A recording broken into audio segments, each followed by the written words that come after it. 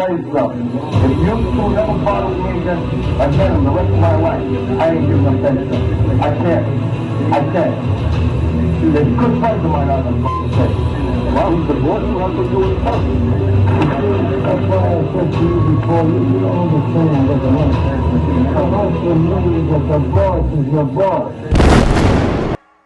And welcome back to Mob Talk Radio. We are going to be talking about the pizza industry like we were last week. It's probably going to be one more episode after this because there's a lot of things to discuss.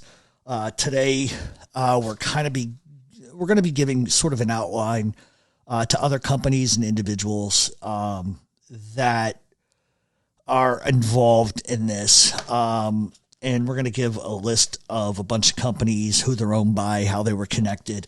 But just because I found this to be interesting, these are cities and towns that were all involved with the cheese and pizza business that organized crime had infiltrated. Allentown, Ambler, Berwyn, Bridgeville, Bristol, Chalifont, Chambersburg, Deer Lake, Devon, Downingtown, Doylestown, Easton, Exeter, Exton, Feasterville, Flowertown, Greenburg, Hanover, Harleysville, Harrisburg, Hatboro, Hazleton, Pelham, Holmes, Horsham, King of Prussia, Lancaster, Lebanon, Levittown, Lockhaven,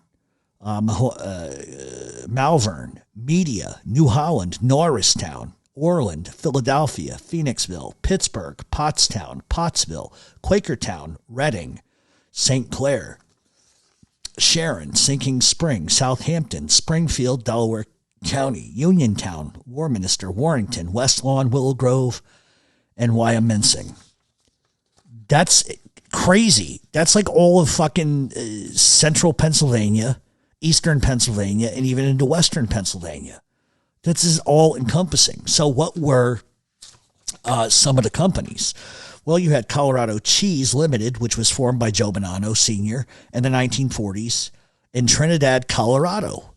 You had Creamery Stella, which was a business that was owned by the Saputos of Montreal. When Joe Bonanno Sr. sought permanent residency in Canada in 1964, when he took off, he told Canadian immigration authorities that he owned 20% of this business and planned to purchase 20% of other Saputo family businesses. And I have a ledger and a map that we're going to take a picture of and talk about next week that's going to show you everything that Bonanno was involved in. You had California Olive Oil of Dorchester, Massachusetts, and Bruno Cheese of Brooklyn, New York, and other two U.S. distributors of Saputo cheese. You had Product Caliette of Montreal is another Saputo family cheese business. You had the Catronis and Reggio Foods of Canada. Catroni is the leader of the organized crime faction of the Bonanno Galante organization that owns Reggio Foods, which is a major supplier of Saputo companies. You had Ontario Importing Company of Ontario, California, is controlled by Joe Bonanno. The company is owned by the Gaglio family and was founded in the mid-1960s by Vito Gaglio, a former holder of stock in Grande Cheese of Wisconsin. You had Windsor Food of Windsor, Canada, owned by the Benina Cheese Manufacturing Company of Canada, were owned by Pino de Bella. And that was sponsored into Canada by Saputo Cheese, which was owned by Joe Bonanno. He is the nephew of John DeBella, who controlled Grande Cheese of Wisconsin in the 40s. Cloverdale Dairy Products of Fairwater, Wisconsin, was established by the Falcone brothers of Brooklyn and Grande Cheese. F&A Cheese of Grand Rapids, Michigan, was owned by Francesco and Angelo Terranova. The company was started with a loan from the uncle of the Terranovas, John DeBella of Grande Cheese. The F&A Cheese has another office in Upland, California. You guys ready for this? Raphael Quasarano, Joe Zarilli of Detroit, Peter Vitale, were all involved in this, and then they were all indicted in November of 79 for allegedly extorting $270,000 from the Terranovas. They were also charged with mail fraud, tax fraud, racketeering. According to that indictment, Quasa Serrano and Vitale used fear of economic loss and threats of force of violence to gain control of an F&A subsidiary, Rogersville Cheese Factory Incorporated of Wisconsin. You had Calica Dairy, which was owned by Paul Calica.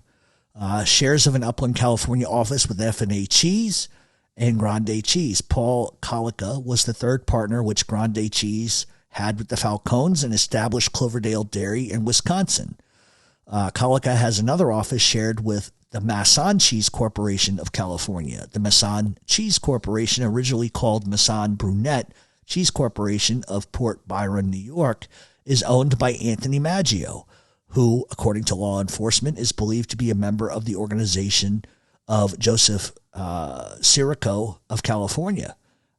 Masson is also part owned by Joseph Chiana, who was a former employee of the California Cheese Company in San Jose, California, and is the son of Giuseppe Chiana, who was an enforcer for the New York-based New Jersey criminal organization. California Cheese Company was founded by Salvatore Marino, leader of the La Rocca crime family of Pittsburgh. Marino and his son Angelo moved from Pittsburgh and established the California Cheese Company. La Rocca himself stayed in contact with Marino and met with him dozens of times in California, along with the leader of the Los Angeles Mafia, Frank DeSimone. Son Angelo was also the son-in-law of former Philadelphia crime leader Michael Maggio. Angelo, while in Philadelphia, had worked for M. Maggio Cheese Company, which is owned by Michael Maggio's son, Peter Maggio. In October of 1977, Angelo Marino and his son Salvatore and three others were implicated in the murder of Peter Castelli and the attempted murder of his father, Orlando Castelli. The incident, which took place at the offices of California Cheese Company, involved an alleged extortion attempt by the Marinos by Peter Castelli. Both Peter and Orlando Castelli were shot. Peter died and Orlando faked his own death. The Marinos, thinking both were dead, stuffed the two bodies in the trunk of Peter Castelli's car and abandoned it in San Francisco. A passerby heard Orlando's muffled screams and alerted police. Orlando survived to provide the details. The Marinos were arrested, and as of this writing, the trial is still pending. B&J Dairy of New Jersey is owned by Joseph Falcone's son William and owed $40,000 to the United Cheese, which the legitimate Valley Lee Dairies was unable to collect. Midwest Cheese in Illinois owed $10,000 to the United Cheese, which the legitimate Valley Lee Dairies were unable to collect. Matlaws Incorporated is a Gambino-owned company. Tommy Gambino, nephew of the late Carlo Gambino, was president of Matlaws, and his father, Joe, Carlo's brother-in-law, was vice president. Matlaws is a major producer of frozen stuffed clams. It says claims, but I think they meant clams. Olympic Cheese Company, West Haven, Connecticut, was established by the Falcone firm, Lido Cheese Company, and the Thomas and Joseph Gambino firm, Matlaws Incorporated. Olympic, through Tommy Gambino, convinced the Vernon Co-op Creamery in Hayfield, Minnesota, a Valley Lee member co-op, to convert from cheddar to feta. Gambino provided the expert feta cheesemaker. When Vernon began having problems collecting payments from Olympic and demanded immediate payments, Gambino responded by removing his cheesemaker, leaving Vernon without a skilled master of the feta cheese. Because new equipment had been purchased and installed for feta conversion, a return to cheddar production would have meant bankruptcy for Vernon. However, after several trying months and not without financial difficulty, Vernon's manager was alone and able to produce the market of good quality feta cheese. Gourmet Cheese in Wisconsin was incorporated in 1954 with Joe Falcone and Matteo Falcone as president and vice president, respectively. Gourmet Cheese is now a wholly owned subsidiary of Grande Cheese. The GNF Cheese Corporation of Connecticut. The Falcones owned a small part of that company, which used as a business address is the residential address for Tommy Gambino. Paisano Food Company of Illinois. Vincent Falcone has testified that the owners of the Paisano Foods included his daughter Linda, Joseph Falcone's son Matteo, and Tommy Gambino. Eagle Cheese Company of Brooklyn, New York, was owned by Filippo Casamento, who was convicted of narcotic smuggling using a New Jersey Piancone Pizza Palace as his base of operations. Ferro Foods of Brooklyn, New York, has reached $7 million in direct sales in the territory from Virginia to Maine. The three owners of that company are all related to the late Paolo Gambino, Carlo's brother. Ferro president Frank Ferro is vice president. Carlo Di Arpa both married Paolo's daughters. And Frank Gambino, Paolo's son, is the corporate secretary-treasurer. And the company has been associated with the Falcone brothers. Let's see, Grande Cheese Company, mentioned in the body of the report that we have been talking about, is in reference to Joe Bonanno. Roma Foods and the Falcones were born out of Chicago gang war in 1939. During the first few years of that operation, at least 5 men, including the owner, were killed. Chicago crime boss Ross Prio eventually gained control of the company. Over the years, Grande has been owned by several associated and multiple organized crime figures. In the late 1950s, the ownership of Grande Cheese passed from Prio to the DeBella family, John V. and his sister Rose. John became corporate president in 1959. John had ties to the Milwaukee crime boss, John Alioto. Rose took over for her brother's stock after his death in 1964 and later sold her interest to the Candela and Gaglio crime family. The Gaglio family owns Ontario Importing, founded by the family patriarch Vito Gaglio in the mid-1960s. Brito Cheese Company of Mount Vernon, New York, is wholly owned in a subsidiary of Fromage Saputo Limited, Montreal, Canada, also known as Saputo Cheese. It is one of the 3 distributors of Saputo cheese in the United States. The others are California Olive Oil of Dorchester and B&T Cheese Company of Helena, Pennsylvania. So as you see, the whole entire fucking cheese industry is controlled by organized crime. Seriously. I don't think you guys knew that. I didn't know. I got to be honest with you. I didn't know it was that wide ranging.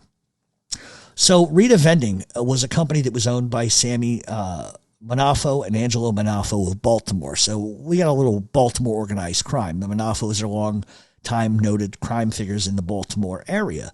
So we talked about DiLorenzo last week. We're going to talk about him a little bit more. But DiLorenzo and his pizza shops were prime havens for illegal aliens, providing cash-only employment opportunities and the capability of continuing movement from one location to another to escape detection from immigration. In addition to operating the pizza shops, DiLorenzo was associated with Falcone Cheese in the Philadelphia area, and in 1972, the Falcones assisted DiLorenzo in opening 2 of his Frank's Roman Castle shops. DiLorenzo's nephew, Enrico Romano, worked in several DiLorenzo shops and managed a bunch of others. In January of 1977, Romano took over the Mr. Pizza shop in Orland, Pennsylvania, and sold it a month later to his cousin Domenico Ortato, who also owns the Mr. Pizza shop in Willow Grove, Pennsylvania. DiLorenzo also opened several Philadelphia area pizza shops in a partnership with Angelo Lancelotti. Those shops were known as either Angelo's or Frank's. DiLorenzo's shop openings were money makers. He bought the location, established the business, and then sold it for cash. The purchase agreements, which were always verbal, included long-term cash installments, and DiLorenzo never hesitated to repossess his shop if the owner fell behind in cash payments. Now, before I go on, remember when we talked about the Catones and my buddy Pietro? This is one of the things that he was really into. He owned multiple pizza places. I'm talking multiple. Now, were there narcotics going through there? Yes. Was he involved in the pizza connection back in the day? 1,000% he was. But what I noticed with him is that he would open a pizza shop. And I'm not going to tell you the names. I could tell you the names because I knew all of them. He would open up a pizza shop, run it for about a year. And he had one that was his base of operations that he was always at, always working, always in the back, always doing something. But he funded 10 or 15 other ones, and they were always owned by friends of his. And what he would do is he would step in for a guy that wanted to own his own business. He would front him the cash. He would get him all of the he would get them the ovens. He would get them the slicers. He would get them everything set up. He would get them an account with Ferro Foods. He would set up everything for them. And then in 6 months, he'd bust the guy out. It's just reality. That's how it operated. And I watched him do this time and time again. He brought in a Moroccan guy, and he basically did the same thing. Taught him the business, loaned him the money, and was getting the VIG payments. When the guy couldn't keep up, he busted the shop out. All right? Then I remember at one point he moved to another area, and he opened up a shop because I had called him. I needed to see him for something. I says, well, where are you at? He goes, oh, I'm over here. I said, the fuck are you doing over there? Well, I'll just come over here. This is a place I had never seen him at. I go in, and he's in the back making pizza. I said, what the fuck are you doing? He says, oh, I own this place now. was like, you own this place? He said, yeah, the guy, owed me money, whatever. So we just traded off and I took his business. But Pete was only there for about 6 months. He turned a profit. He busts out the business. He sells the business. And I watched him do this 50, 60 times in the years that we were together. And then he had one that was like 40 miles outside of the area. Once again, it's there 6 months. He turns a huge profit. He busts it out. Insurance claims, there's a fire, whatever the case. And I'm not saying that he did anything illegitimate in terms of that. But I watched him do it. I was around this guy 6 days a week. I knew what he did. I knew how he did things. There was a lot of stuff going on. He's a very slick gentleman, very sick gentleman. In fact, I know when he moved out of the area and moved to another state, he started the same thing there. He's very shrewd, very good. Now, I don't know particularly, nor would I ever tell you guys some of the other stuff he was involved in. But this is a guy you didn't want to fuck with on any fucking level. But this is very similar. And Ferro Foods, Ferrara was owned by Frank Cali. And the trucks, first of all, when you own a small pizza shop, okay, you're going to get 1,000, 2,000 pizza boxes. But everything that got delivered came in a 16-wheeler. And I'm going to tell you the truth. There was more than just pizza boxes in that truck. I'm going to leave it right there. But that's how I knew a lot of these things. So when people started finding out that Frank Cali took over that whole entire industry, I had known that years ago, because Pete would tell me certain things. And everything that came to him was through some of these companies, which that's why when I was reading some of the companies, I started laughing to myself saying, fuck, I remember he got shit from them all the time. They're all mob control businesses and they get certain kickbacks and stuff like that. So it's something else. Anyway, Angelo Lancelotti, Frank DiLorenzo formed basically a partnership with Angelo Lancelotti in Pennsylvania in the late 1960s. Lancelotti had already been operating Angelo's pizza shops, and DiLorenzo basically opens their first joint sort of venture together in Riverside, New Jersey, called Angelo's Pizza, and then they opened another one called Frank's Pizza in the Rosemore Shopping Center in Warminster, which is in Bucks County. Lancelotti also owned his own shops in Hatboro, which was in Montgomery County, and in Bristol, which is in Bucks County. Angelo's Pizza is incorporated in Pennsylvania at a non-existent address. The state government records indicated that Angelo's corporate headquarters at the time were non-existent. 551 Lancaster Pike in Devon, which is in Chester County. Nearby Berwyn, 551 Lancaster Pike is the site of a fucking parking lot. So the DiLorenzo Lancelotti pizza shops, there was Frank's Pizza, which was at Rosemore Shopping Center, County Line Road in Warminster, Pennsylvania. And that shop was opened in 1970 by DiLorenzo and Lancelotti and reportedly is now owned by the sister of the shop manager, Antonio Anzalone. The Crime Commission investigators have established that there was a systematic skimming of shop income. Angelo's Pizza, Brandmar Plaza, Wilmington, Delaware. The shop serves as the Delaware corporate office address for Angelo's Pizza. It was opened in 1970. You have Frank's Pizza in Norrington Square Shopping Center, Norristown, Pennsylvania. Opened in 71, has been since sold. You had Angelo's Pizza in Riverside, New Jersey.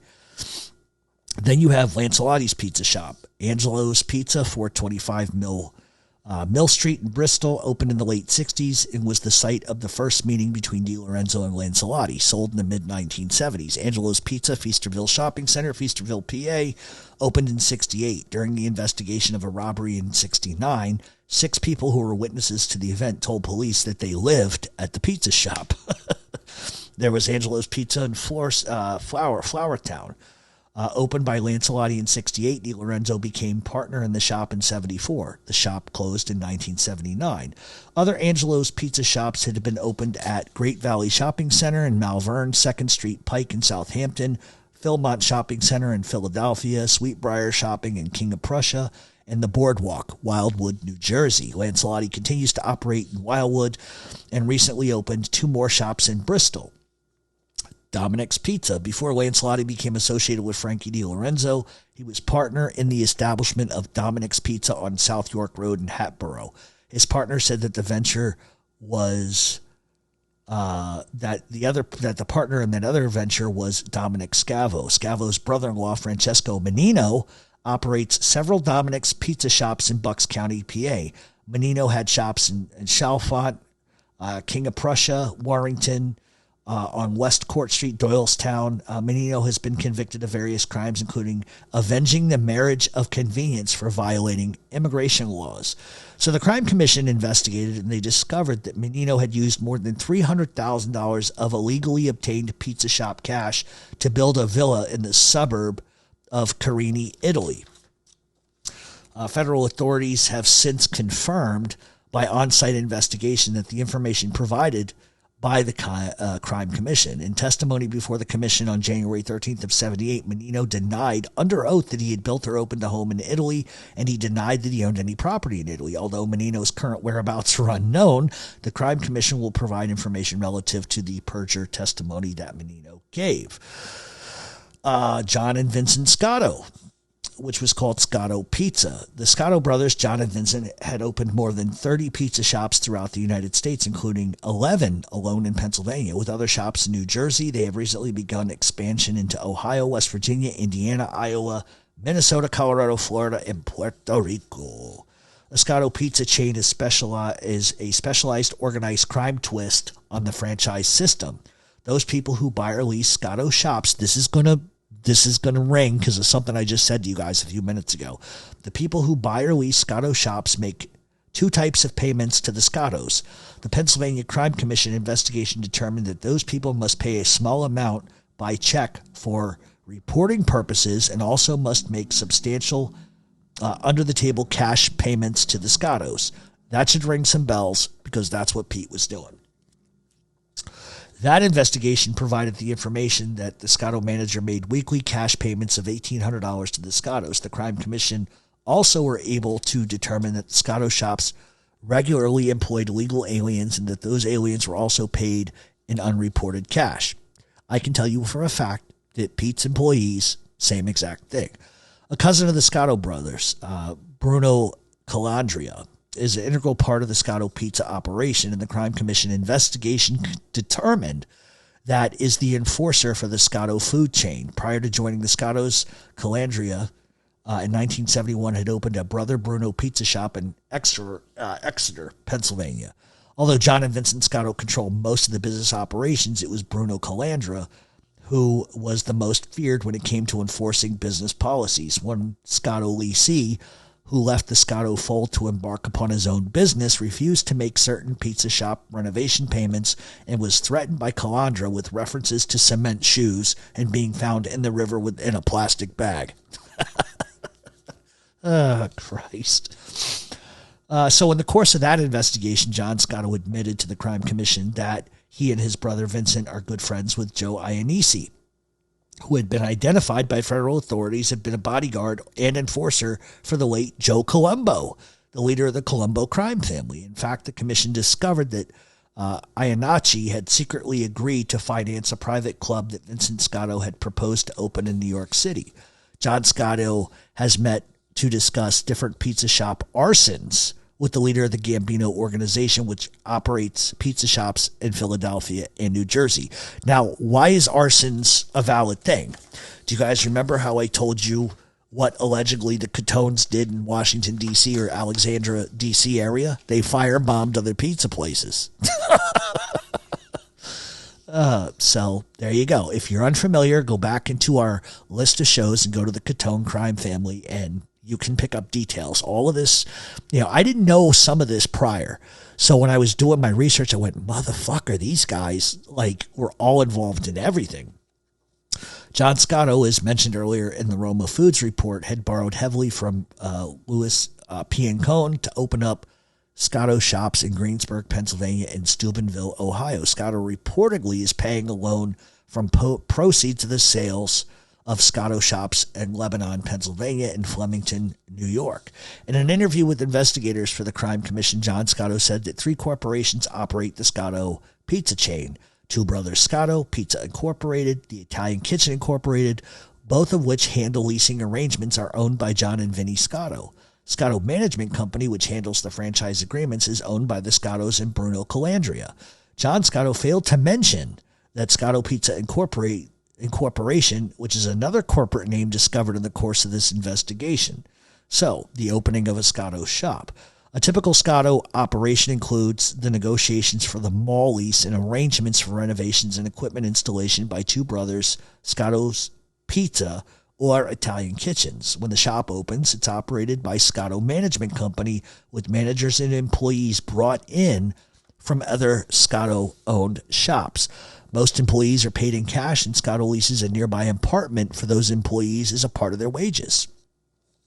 When Scotto Pizza Shop is sold, prices have ranged from $100,000 to $1.2 million. The general practice is to require no down payment, and financing is handled by the Scottos. That financing includes substantial weekly cash payments to the Scottos.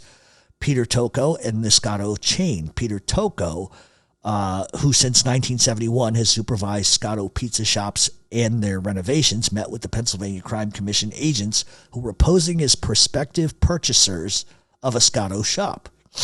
Scotto told the agents that they could purchase a Cherry Hill, New Jersey Scotto shop for $135,000.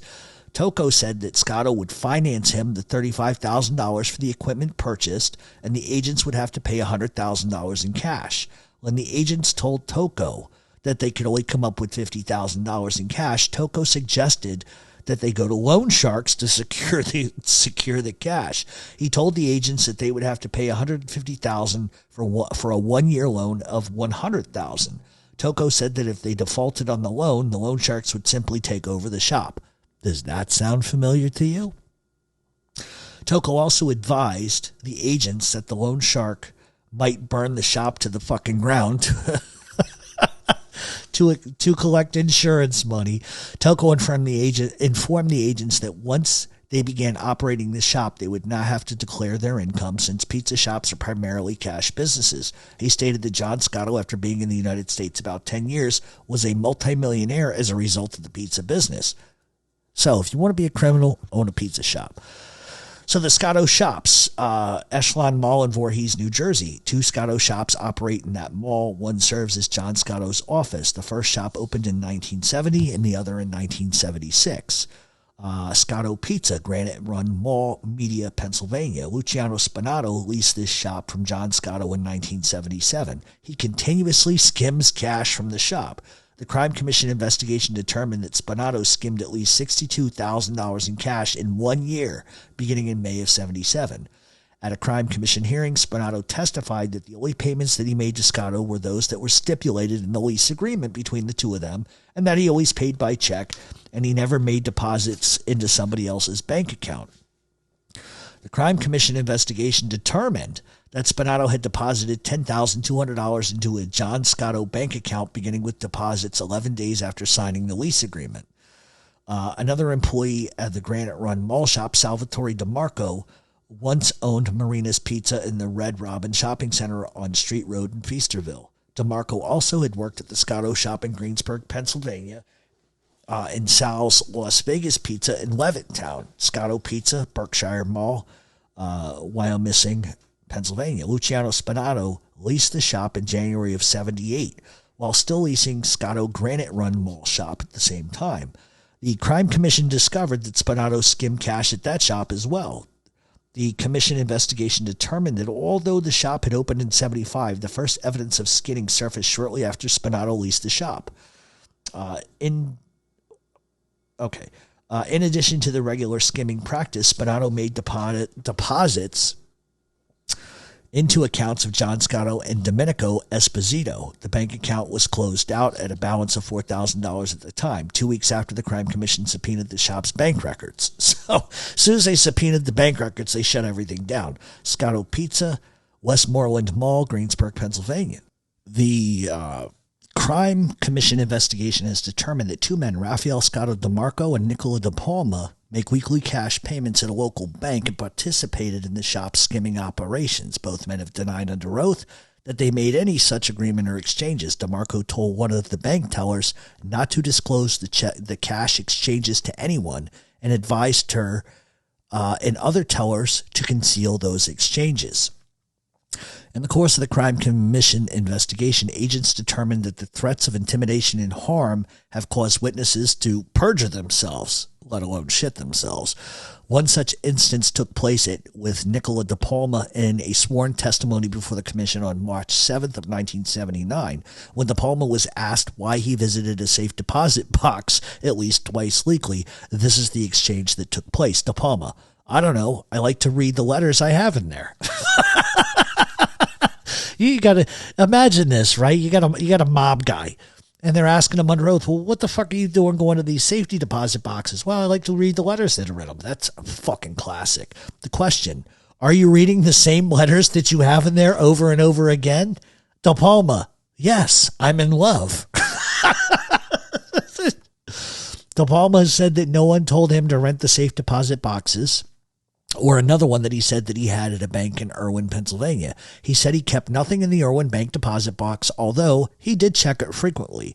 The question: is there anything in it? Why do you even go there? De Palma: I like to see it. Question: an empty box? De Palma: yeah. Question: do you expect us to actually believe that? De Palma: I rent it. I pay for it. I go in. I can see anything I want to see. I even put a pack of matches in there. Question: and you go in and look at the empty box? De Palma: all the time. I would have loved to have been sitting there for that, because I would have pissed myself laughing. After his testimony, De Palma told Crime Commission agent, they'll kill me if I say anything. The Crime Commission has already discussed the matter of perjury with local prosecutor's office and will refer those findings to the Pennsylvania Department of Justice for review. If there's nothing in it, why do you go in there? I like to see it. An empty box? Yeah.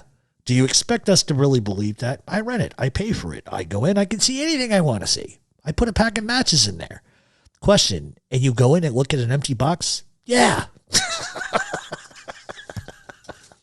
Oh, Jesus. Hilarious. So, Scotto Pizza, Exton Square Mall, Exton, Pennsylvania. The Scotto shop was originally purchased from the Scottos by Rosario Niamo, who is now owned by his uncles, Paolo and Matteo Niamo. Rosario Niamo has been described in a Palermo Sicilian police office department as a part of mafia operations and one of the most dangerous people in Palermo. Incorrigible, violent, vindictive, and capable of committing any crime that represents a continuous danger to the citizens of their life and property. The two uncles say they have no contact with their nephew Rosario, and that he owns a pizza shop in New York. The mall lease still lists Rosario as an owner. Scotto Pizza, La Riviera Pizzeria, Phoenixville, Kimberton Mall, Phoenixville, Pennsylvania. So 4 months after Scotto opens his shop in April of 74, Rosario Niamo and his partner assumed the lease and later changed the name to La Riviera Pizzeria. The corporate records for this shop are so confusing that it's difficult to ascertain who controlled anything at any time other than April of 78. Records indicate that the shop is now controlled by Joe Bolero and Vincenzo Gaglio. The Crime Commission investigation determined that skimming cash was routine at the shop, and that in 14 months beginning in November of 77, cash exchanges at local banks totaled more than $26,000. Gaglio, who managed the shop, has admitted in Crime Commission testimony to vague recollection of cash exchanges. The manager and part owner of the shop in Phoenixville, Gaglio paid all employees in cash. In 78, the La Riviera had only one employee according to available records. That employee was Gaglio, and he was only paid $4,300 for the entire year. 2 or 3 people were working in the shop every time it was visited by Crime Commission undercover agents. Scotto Pizza, North Hanover Mall, Hanover, PA. This shop is owned by Salvatore Coppola and Gennaro Malvone. Both men made regular cash exchanges at the Hanover area bank and participated in the regular skimming of that. Malvone told undercover Crime Commission agents the shop cost $100,000 and that he was paying $2,000 each month to Vinny Scotto. He told the agent that he drove to New York to deliver the cash payments. Malvone told the same agent that the cash payments to Scotto were draining him to the extent that he could not even afford winter gloves for his children. Within 10 months of Malvone's statement, Coppola purchased 2 new cars, one for $9,000 and one for $26,000. Testimony before the commission on April 10th of 79. Scotto Pizza, Uniontown Mall, Uniontown, PA. Employees of this shop were paid in cash. An employee who applied for a bank loan in 78 told the loan officer that he could not verify his income because he was paid in cash and did not pay income tax. The shop employee paid an ready for this, an occupational privilege tax since the shop opened in 74. The privilege to work. Cash exchanges and skimming were regular practices at this shop. Anthony Scotto Deluzio managed this shop when it opened, and then he and his two brothers leased it along with three other Scotto shops in Fairmont, West Virginia, Niles, and Steubenville, Ohio. Scotto sold the Uniontown franchise to other parties in 78. Deluzio operates Napoli pizza shops in Bridgerville and Baden, Pennsylvania, and in Ohio. Scotto Pizza, Norco Mall, Pottstown, Pennsylvania. When Joe DeMaria walked out on his lease in July of 77, the mall manager said that DeMaria left over $20,000 in rent. Scotto had established the shop in 74. Scotto Pizza, East Towns Mall, Lancaster, Pennsylvania. The Scottos opened this shop in October of 75, and they closed for 15 months. Then they suddenly reopened.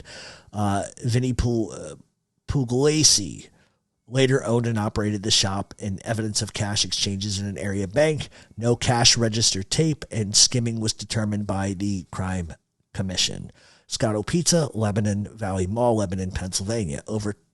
Owner Salvatore Mancino, who was paying off a loan to Roma Foods as a part of his purchase agreement for this shop, regularly makes cash exchanges at local banks and is suspected of substantial skimming. In 1974, Mancino was arrested on immigration law violations and is still pending some sort of resolution. There have been other Scotto shops at these locations. Shenango Valley Mall in Sharon, Pennsylvania, Cherry Hill Mall in Cherry Hill, New Jersey, Fort Steubenville Mall in Steubenville, Ohio, Flemington Mall in Flemington, New Jersey, Eastwood Mall in Niles, Ohio, Randall Park Mall in North Randall, Ohio, Sandusky Mall in Sandusky, Ohio, Middletown Mall in Fairmount, West Virginia, Volusia Mall in Daytona Beach, Florida, East Lake Square Mall in Tampa, Florida, Altamonte Mall in Altamonte Springs, Florida, Pinellas Square Mall in Pinellas Park, Florida, Tallahassee Mall in Tallahassee, Florida, Aurora Mall in Aurora, California. So, when we come back next week, we're going to get into some serious deep stuff. And just right now, you must be sitting here like me going, Jesus Christ, they controlled fucking everything. And they still do, believe it or not. It's still a racket. But this is a racket nobody's ever really talked about or really brought to the forefront. I bet you there's a fucking pay piggy in York, PA that doesn't know any of this. You don't hear Lee Cole talking about this or any of it, right? So they're amateurs. They don't know what they're doing. But next week, we're going to start talking about Roman Delight, which is another pizza company. We're going to talk about Joe Bonanno and how he expanded. And we're going to talk about how people that worked in these shops actually managed to qualify for residency. And you're not going to believe some of the things. And we're going to go through the Esposito crime family that was involved in a lot of this. And there's going to be some more big names that you're going to recognize. So we are going to continue next week with the pizza industry. And I guarantee, do me a favor, reach out to us at mobtalkradioshow@gmail.com and let us know if you're learning something from this. Is this stuff you've never heard of in your life or not? I'm still laughing about the fucker at the crime commission hearing. Oh, I like to visit an empty box.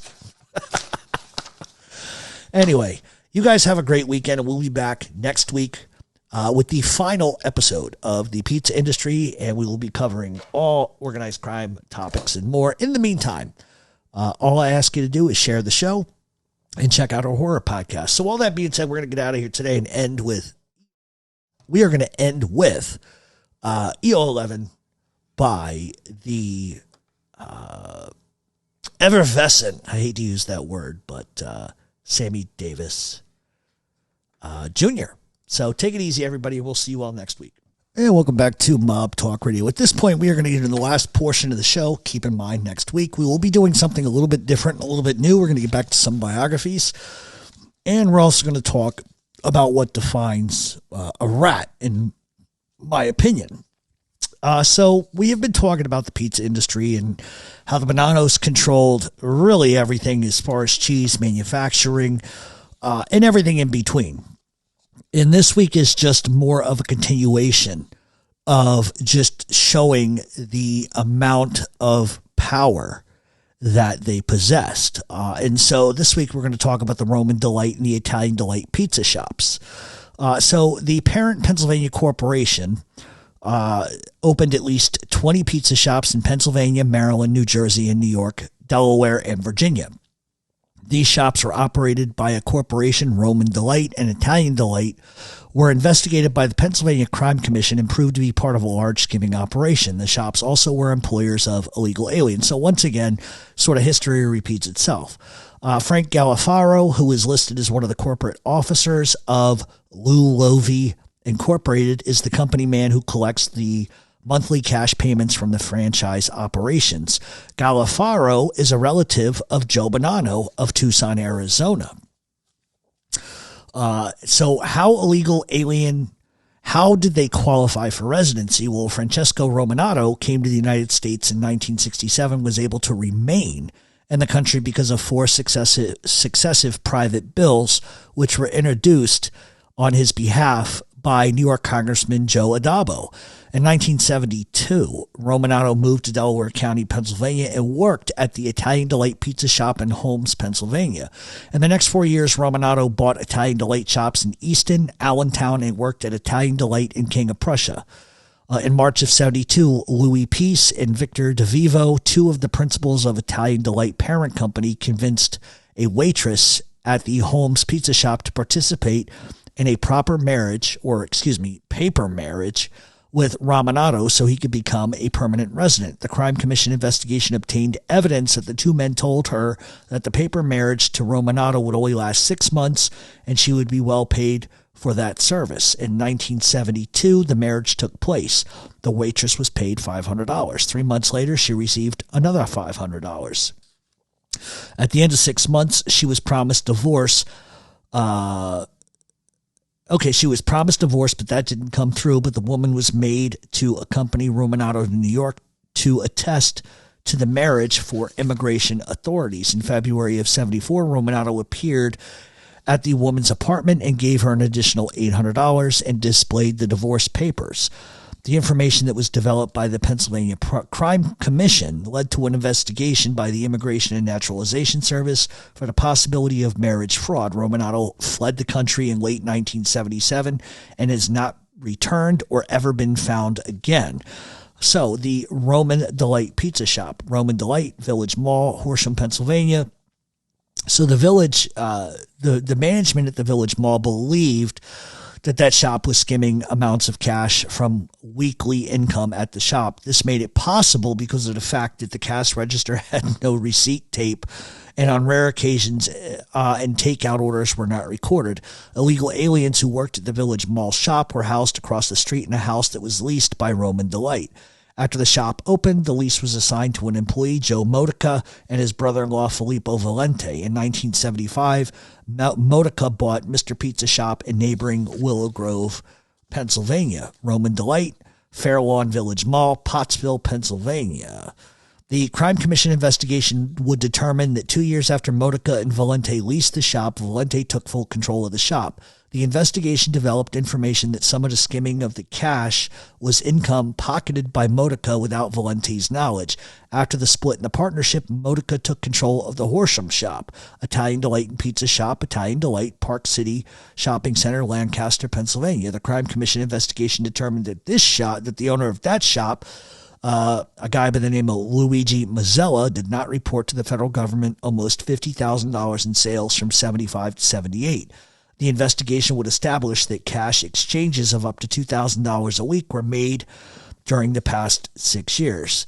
The only funds deposited in the bank were barely sufficient to cover any of the expenses of the shop.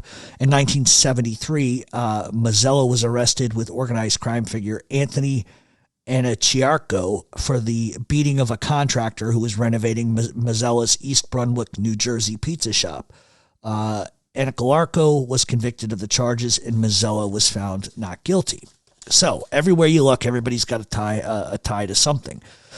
So most employees of that shop received unreported cash income in addition to their paychecks. During the course of the investigation, Crime Commission agents observed 3 persons working at the shop on a regular basis, whereas government employees' reports sometimes listed only 2 employees and it sometimes only 1.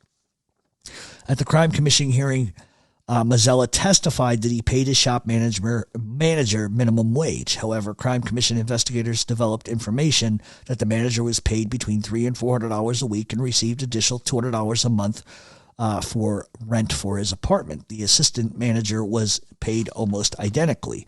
So, Italian Delight, Allentown, Pennsylvania. Vito Chiaravino managed this shop prior to buying it from Mazzella, the owner of the Lancaster shop.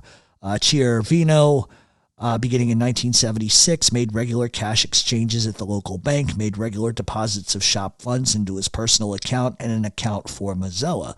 The shop receipts were determined by adding the deposit slips for the limited funds deposited in the shop's bank account. So as you see, this is like a consistent thing, and we've been talking about this for weeks and weeks. It's like the turnover rate and how they get away with shit. Italian Delight, King of Prussia Plaza, King of Prussia, PA.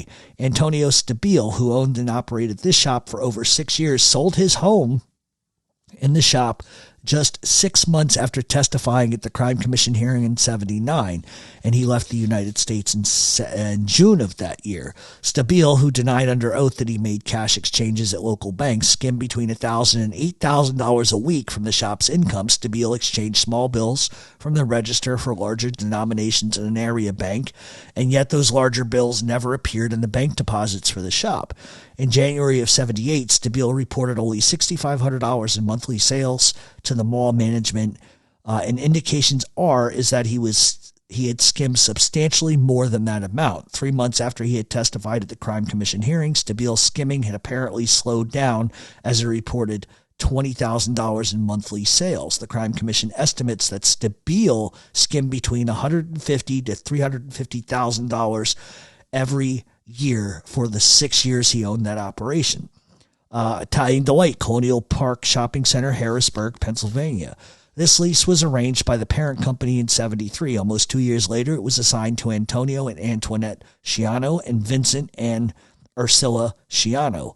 The Crime Commission found that the same type of cash exchanges took place at this shop, as the shop manager makes a weekly exchange at the bank, which totals about $1,000 each time.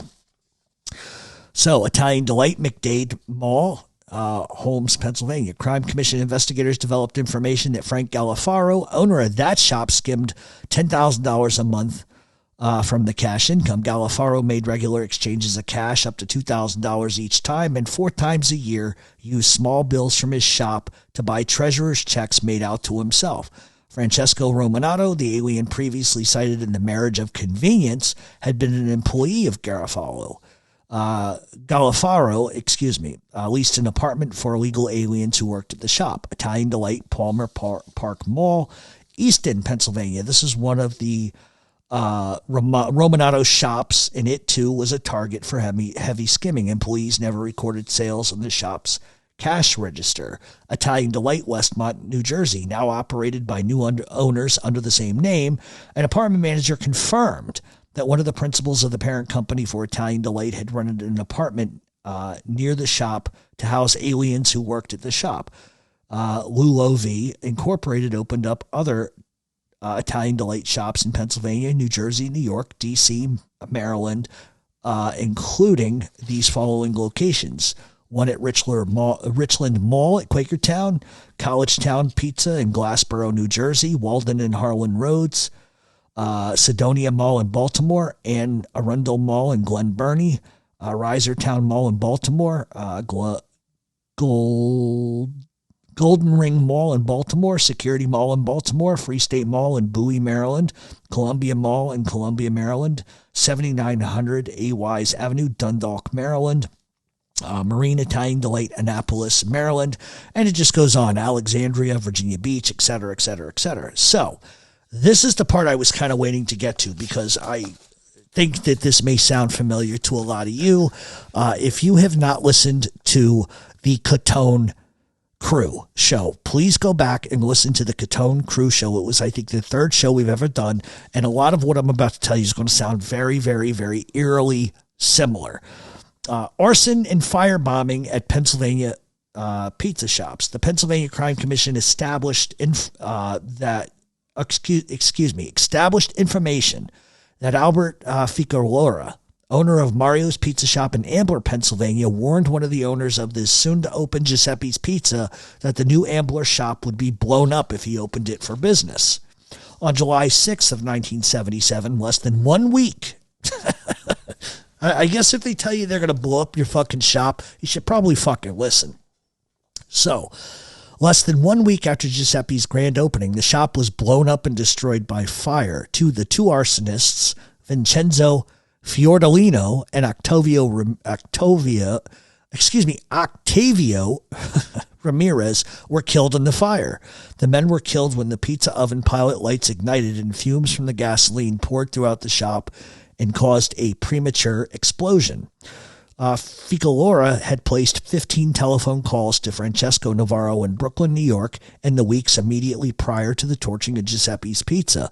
Navarro, owner of Two Star Construction Company, is an important figure in the New York Bonanno crime family, and his telephone number was listed in the address book of one of the dead arsonists. The book, which belonged to arsonist Fiordolino, was found in his car across the street from the fire scene. Additionally, telephone records indicate that Ambler's Ficalora called the arsonist Ramirez home 5 times just 2 days before the incident. The Crime Commission investigation developed evidence that Ficalora and his friend Frank Monti, owner of Nick's Pizza in Harleysville, frequently drove to Brooklyn and brought Ramirez to Pennsylvania to do jobs for them. Ramirez visited the Pottstown area, scene of several pizza shop arsons for Ficalora, and stayed in Monty's Haley'sville apartment during one of those area visits in March of 1977. Arsonist Fiordolino had worked at Monte's Harleyville Pizza Shop in the spring of 1977.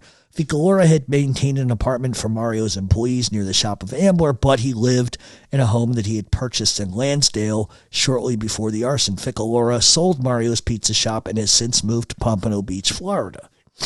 The Esposito arsons.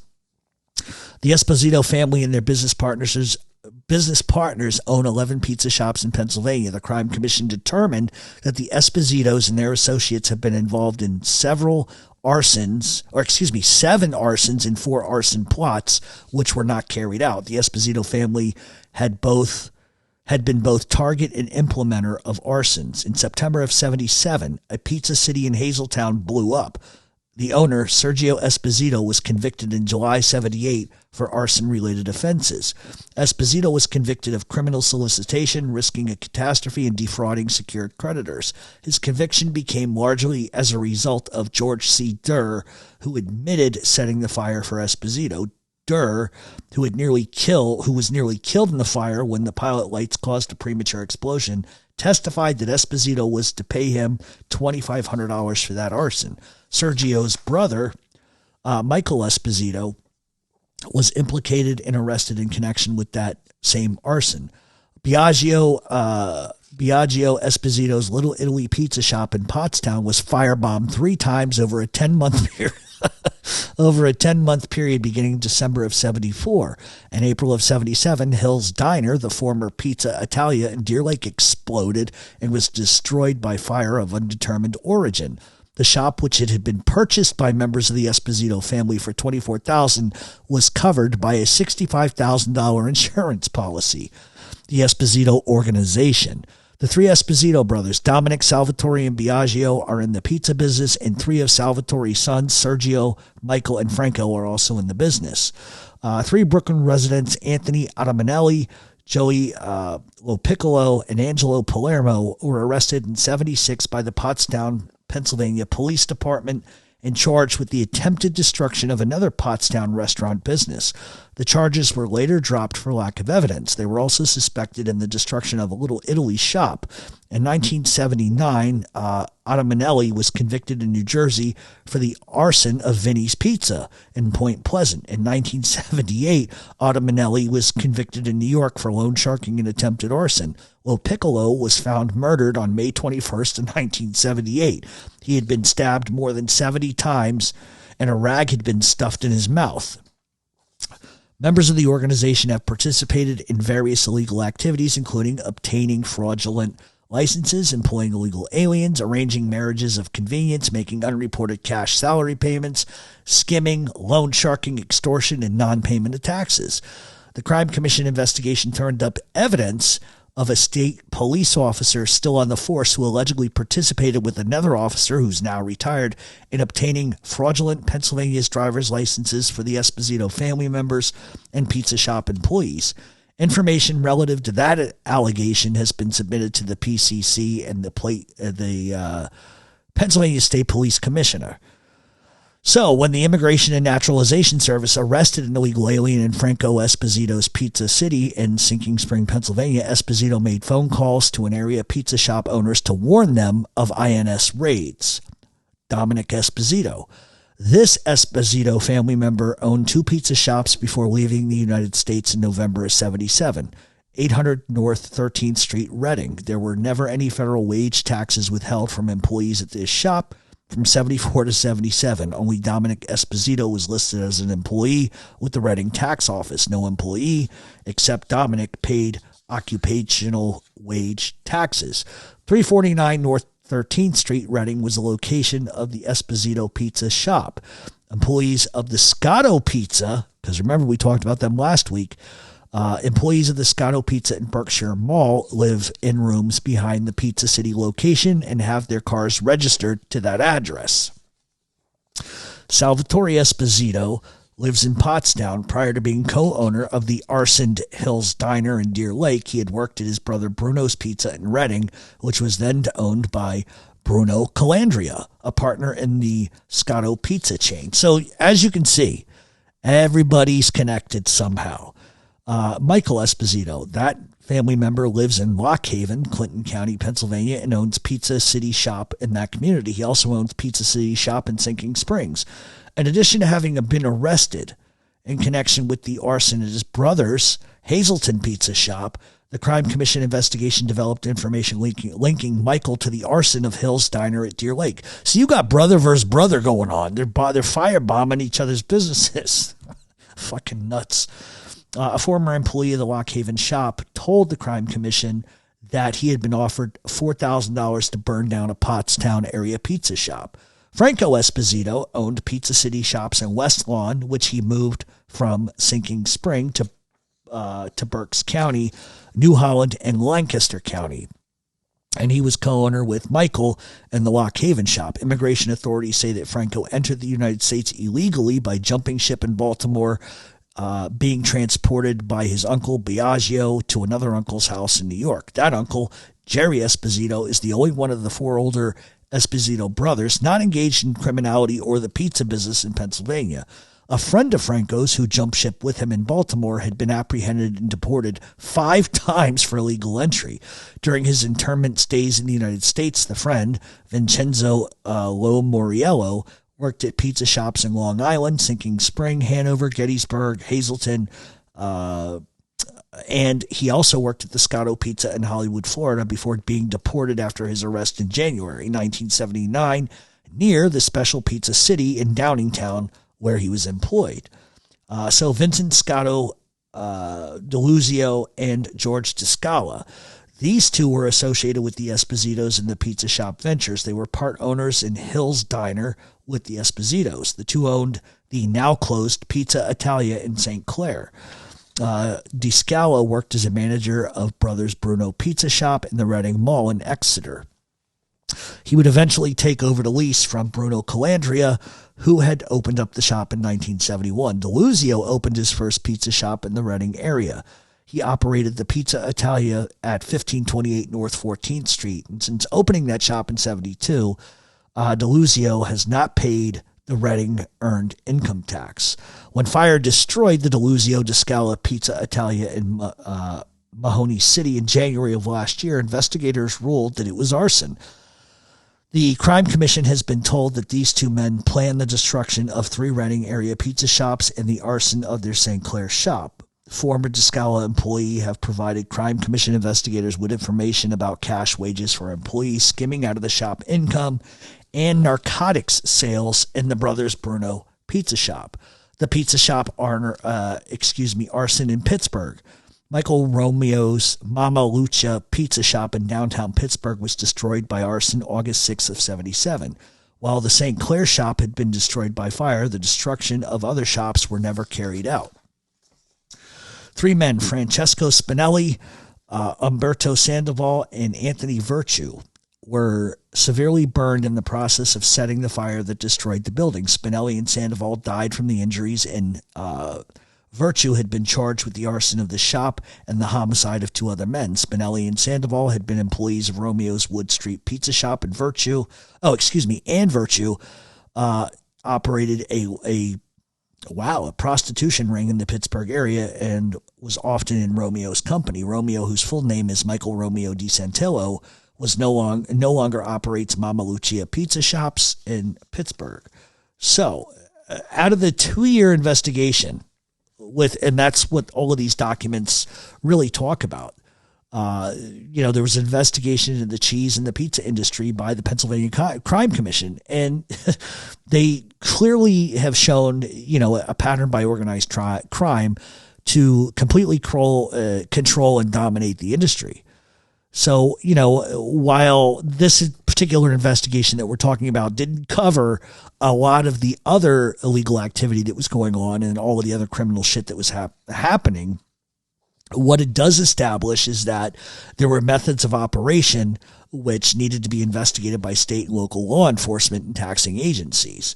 And so, this investigation, not only the Pennsylvania State Police, the Police Liquor Control Board, Philadelphia Police Department, Organized Crime Unit, Pittsburgh Police Department, and many other Pennsylvania townships and departments, and Arundel Company, which was in Maryland, the Police Department in Arizona, the Arizona Bureau of Drug Control, Atlantic City PD, Prosecutor's Office in Baltimore, Baltimore County Police Department, Delaware State Police, Federal Bureau of Investigation, Florida Department of Law Enforcement, Maryland State Police, New Jersey ABC Commission, the New Jersey State Commission, the New Jersey State Police, the Intelligence Bureau of New Jersey, New York NYPD, New York State Organized Crime Strike Force, New York State Police, the Royal Canadian Mounted Police, the U.S. Bureau of Alcohol and Tobacco and Firearms, the ATF, Immigration and Naturalization, U.S. Organized Crime Task Force, the Virginia State Police, Virginia Beach Police Department, Norfolk Office of the FBI, Washington, D.C., Metropolitan Police Department, and there was like 50 or 60 different law enforcement agencies involved, and this is just a 2-year investigation. And the reason why I wanted to do this was because I don't think that people were totally aware of just how deep the clutches went. When we started this particular subject, I